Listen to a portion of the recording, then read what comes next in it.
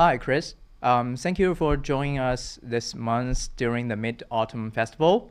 And I'm today's host, Nemo. We are very welcome you to coming today. Thanks, Nemo. It's lovely to talk to you too. Cool.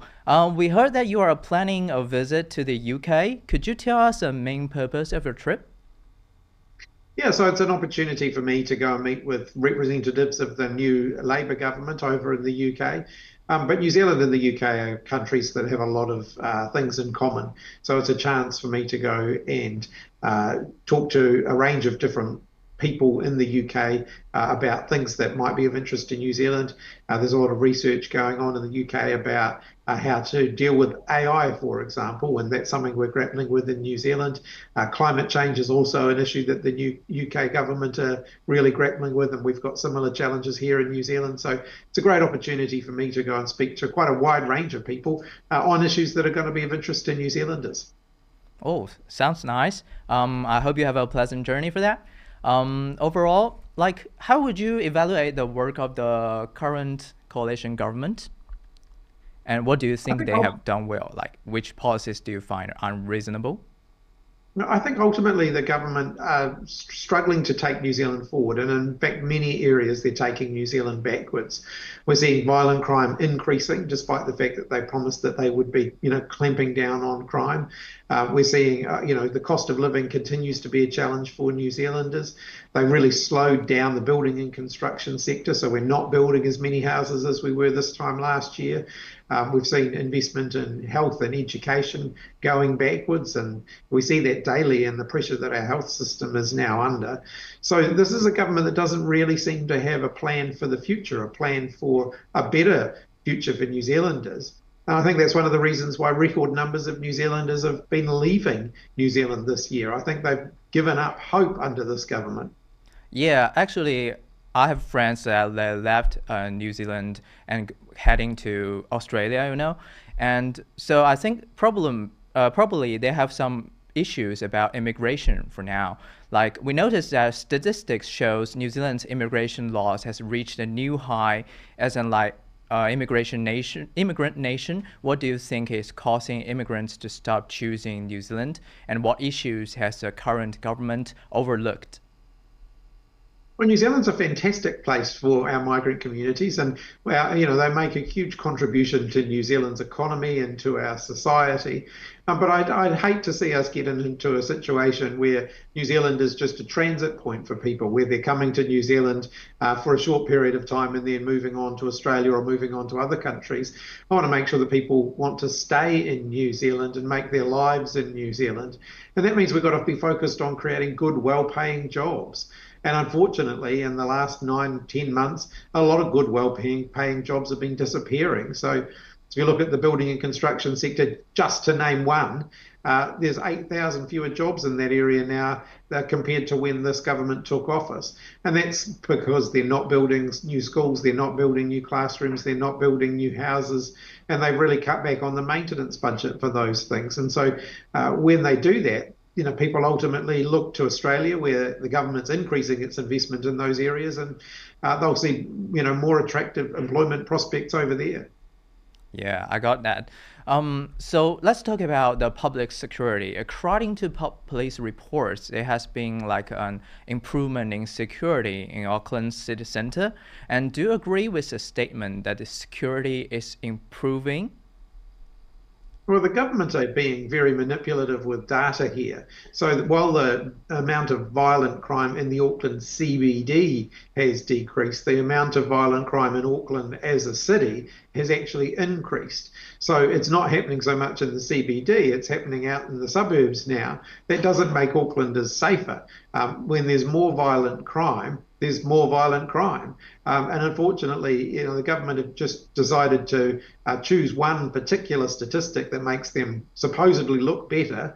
And as a result, I think they're pulling the wool over New Zealanders' eyes. Violent crime is on the increase under their watch.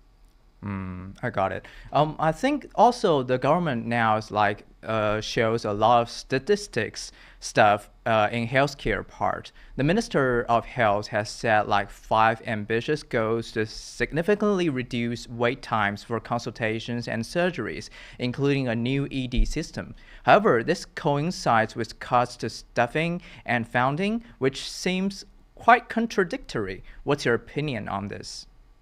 I think everybody wants to see lower wait times for emergency departments, lower wait times for specialist care, but I don't think we want to see that at the expense of things like preventative healthcare, for example. If we were focused on making it easier for people to access healthcare through their pharmacy, through their GP, then we wouldn't have as many people presenting in emergency departments needing, last minute care.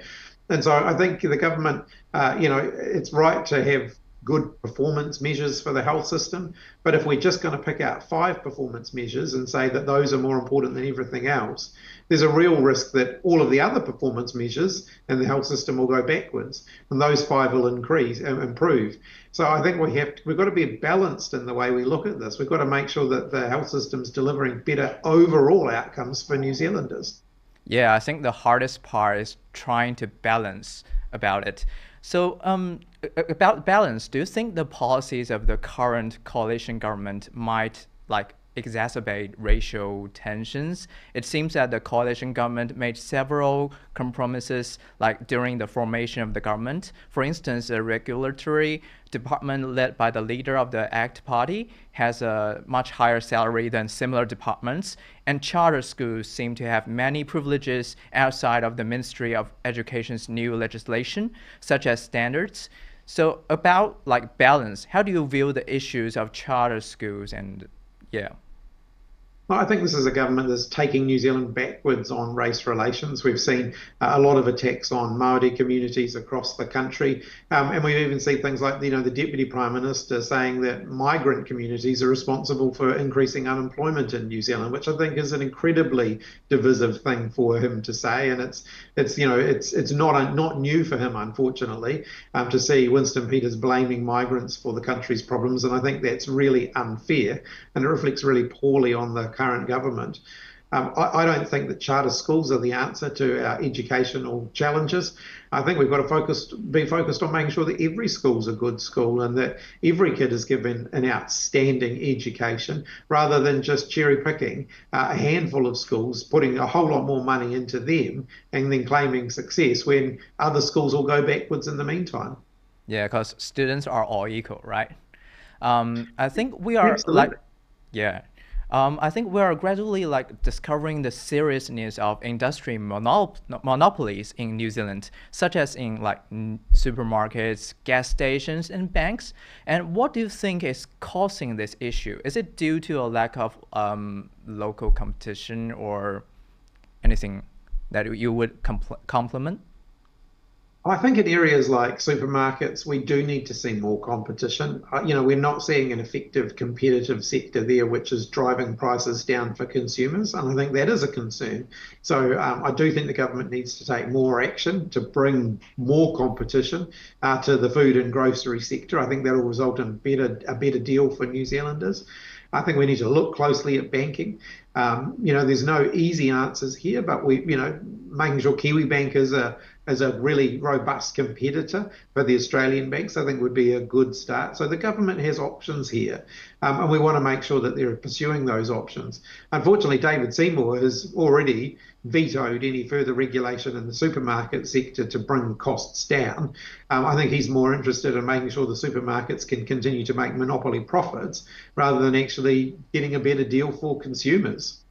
Yeah, actually, as a consumer myself, I think I also made this kind of problems. Like I only got these options to choose, and I have to go to the supermarket controlled by foodstuff. So I don't have much like choices. I think we've seen over time, the number of supermarket chains in New Zealand has decreased.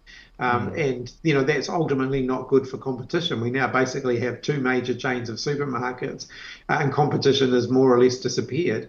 I think government should take a good close look at regulatory options to improve competition. Where you get monopolies and where you get monopolistic behaviour, that's a good example of why regulation can be required to make sure that the market is functioning as an effective and competitive market.